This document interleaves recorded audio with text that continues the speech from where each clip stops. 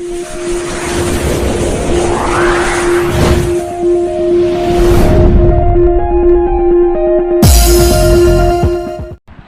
दोस्तों, नमस्कार, आदाब, सत श्री अकाल। मैं नीरज कुमार प्लीज न्यूज़ से फिर आपके बीच। दोस्तों, बाबा बागेश्वर धाम की चर्चा तो पूरे जोर शोर पर है। इसी में चर्चा में है एक साध्वी जो MBBS की पढ़ाई कर रही है और उसने गंगा कलश यात्रा की शुरुआत की है।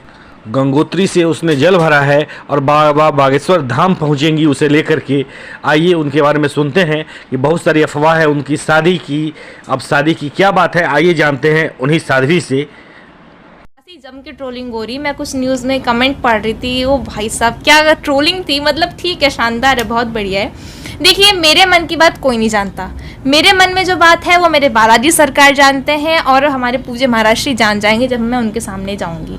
तो इस बात में कितनी सच्चाई है वो स्वयं महाराज जी के मुझ से अगर सुनेंगे तो ज़्यादा अच्छा लगेगा मुझे। मेरी जो इस यात्रा का उद्देश्य है, और मैं तो हर एक सनातनी को यही कह रही हूँ, जैसे कि आज के समय में हमारे भारतीय लोग ज़्यादा वेस्टर्न कल्चर को बहुत अपना रहे हैं। सबसे ज़्यादा मेन मुद्दा जो हो रहा है आजकल, हो रहा है फटा जीन्स। बहुत ज़्यादा ट्रोल हो रहा है, लोग, बहुत सारे लोग इसमें काफ़ी कुछ बोल भी रहे हैं। सोचने की बात है कि हमारे यहाँ फॉरेन कंट्री से लोग आ रहे हैं। कितने लोग वृंदावन में और ऐसे कई तीर्थ स्थल है जहाँ पे देखने को मिलते हैं। फॉरेनर्स, अच्छे लोग अपनी संस्कृति को छोड़ के हमारी भारतीय संस्कृति अपना रहे हैं, और एक हम लोग हैं जो अपनी ही संस्कृति को छोड़ के पता नहीं किस कल्चर में ढलते जा रहे हैं। तो ये सब जो समाज में चल रहा है, मुझे ऐसा लगता है, मेरा खुद का निजी मानना है कि ये सब जो है बहुत ज़्यादा आहत फील होता है, क्योंकि आज के समय में हर किसी को सनातनी होने की आवश्यकता है और इसी का अलग जगा रहे हमारे महाराष्ट्री। तो मुझे लगता है हर किसी को अपने आप में सनातनी होने पर गर्व करना चाहिए। यही कहना चाहूँगी कि सबसे पहले तो व्हाट्सअप फेसबुक से बहुत दूर हो जाए, क्योंकि ये जो दो चीज़ है ना, वैसे व्हाट्सअप फेसबुक नहीं, ऐसे बहुत सारे सोशल प्लेटफॉर्म्स हैं। इंस्टाग्राम हो गया, स्नैपचैट हो गया, और भी पता नहीं कितने सारे ही हैं। लेकिन जो ये सब जितने भी सोशल मीडिया के जितने भी ऐप्स हैं, एप्लीकेशंस हैं, ये सब केवल और केवल टाइम पास करवा सकती। देखिए, हर किसी बहनों, अपने सब भाइयों को बोलते, अपने जूनियर्स को भी मैं बोलती हूँ कि जितना टाइम हम यहाँ वहाँ दुनिया की बातों में, कौन कहाँ पे क्या कर रहा है, फेसबुक में क्या हो रहा है, व्हाट्सअप में क्या हो रहा है, कितना सब चलता है, ये सब देखने से आप केवल अपना समय बर्बाद कर रहे हैं। इस समय को यहाँ वहाँ बर्बाद करने से बेटर अगर आप अपने आप को बनाने में लगाएंगे तो आप उस बुलंदी पे जाके छुएंगे जहाँ पर आपको कोई रोक नहीं सकता। और मैं आजकल मेजर चीज़ें जो देख रही हूँ बच्चों के अंदर, वो पेरेंट्स से बहुत ज़्यादा दूरियाँ बना रहे हैं बच्चों को। ऐसा लगता है कि हमारे जो फ्रेंड्स हैं, हमारे जो छोटे भाई बहन, तो ना ही बोलो, फ्रेंड्स पर बहुत ज़्यादा यकीन हो रहा है कि मतलब ये फ्रेंड हमारा सब कुछ हमारा कर सकता है। मुझे याद आ रहा है फिलहाल में जो साक्षी का मर्डर हुआ, तो उसमें भी उसके पेरेंट्स ने क्या कहा था कि उन्हें कुछ नहीं पता था इसके बारे में। तो मुझे लगता है कि अगर बच्चे अपने पेरेंट्स से जुड़ के रहेंगे, अपने माता पिता से हर एक बातें शेयर करेंगे, और ख़ास करके मैं बहनों को बोलना चाहूँगी कि अगर आप अपने पिताजी को अपना बेस्ट फ्रेंड बनाते हैं और अगर हर एक बातें शेयर करते हैं, तो वो आपको हर पॉसिबल तरीके से, हर तरीके के शिकार होने से आपको बचा सकते हैं। तो ये मेजर ड्रॉबैक है आजकल के युवा का, जो वो अपने पेरेंट्स से दूरियाँ बनाते जा रहे हैं। ये बहुत गलत हो रहा है और आप इसकी न्यूज़ देख ही सकते हैं। और सबका मेन रीज़न है कि पेरेंट्स को कुछ पता ही नहीं होता है क्या हो रहा है। तो मैं हर किसी को यही संदेश दूंगी कि अपने पेरेंट्स से जितना हो सके उतना क्लोजनेस बनाए। ये फ्रेंड्स वगैरह ये सब का विषय, जब से मैंने ये गंगा कलश यात्रा गंगोत्री से शुरू करी है, तो गंगोत्री से, भैरव घाटी से, उत्तरकाशी से होते जब हम लोग नीचे आए, तो देहरादून से ये मेन पॉइंट बना, शादी शादी शादी। तो मैं हर किसी न्यूज़ चैनल में यही कहूँगी, और आपके चैनल में भी मैं यही कहना चाहूँगी कि इस बात में कितनी सच्चाई है। शादी, कई लोग कह रहे हैं कि मैं ये कलश यात्रा अपना मनचाहा वर पाने के लिए कर रही हूँ। कई लोग कह रहे हैं कि मैं अपने हाथों में फूलों की माला लेके जा रही हूँ जो मैं पंडित धीरेन्द्र शास्त्री जी महाराज के गले में डालने वाली हूँ, और पता नहीं क्या क्या ही बोल रहे हैं। तो मैं सभी लोगों को कहना चाहूँगी कि बस अब ज़्यादा दिनों का इंतज़ार नहीं है, आप सभी लोगों को 16 जून तक का वेट करना पड़ेगा। 16 जून को हम परस्पर महाराज श्री के दर्शन करेंगे, और आफ्टर ऑल परम पूज्य महाराज श्री प्राणनाथ हैं, करुणानिधान है, अंतर्यामी है, उनके सामने बोलने की ज़रूरत ही नहीं है। वो तो स्वयं ही सबके मन की बात पढ़ लेते हैं, अंतर्यामी है। तो मेरे मन में भी जो मैंने मनोकामना की है बालाजी सरकार से, मैंने जो कुछ भी मांगा है वो सब उन्हें पता चल जाएगा, तो वो खुद ही मीडिया में आके कह देंगे। तो आप सभी लोगों को 16 जून तक का इंतज़ार करना होगा। बचपन से ही मुझे संतों के साथ में बैठना, उनके साथ में भगवत चर्चा करना, उनके चरणों का आशीर्वाद लेना मुझे बेहद पसंद है, क्योंकि मैं पहले ही बता चुकी हमारा घर में बहुत ज़्यादा आध्यात्मिक वातावरण है। और जबलपुर में जो हमारे श्याम देवाचार्य जी महाराज मेरे गुरुदेव थे, उनसे भी हमें काफ़ी निकटता मिली। हमारे हर बार जब भी वो हरिद्वार में आए थे तब भी हमारे घर आए, ऋषिकेश में रहते थे वहाँ पे भी हमारे घर आए। जबलपुर में मैं जब भी जाती थी हमारे रिकॉर्डिंग के सिलसिले में या प्रोग्राम के सिलसिले में, तो मैं परम पूज्य गुरुदेव जी के आश्रम में ही जाती थी। तो मुझे होटलों से, लॉज में, यहाँ वहाँ स्टे करने से बेटर मुझे संतों के आश्रम में रुकना बहुत अच्छा लगता है, क्योंकि यहाँ पे भगवत चर्चा होती है और भगवतमय वातावरण होता है, और मुझे यही वातावरण बहुत ज़्यादा पसंद है। पढ़ाई कर रखी है आपने? MBBS pursuing. उसके बाद भी संत सेवा और संतों के साथ ही?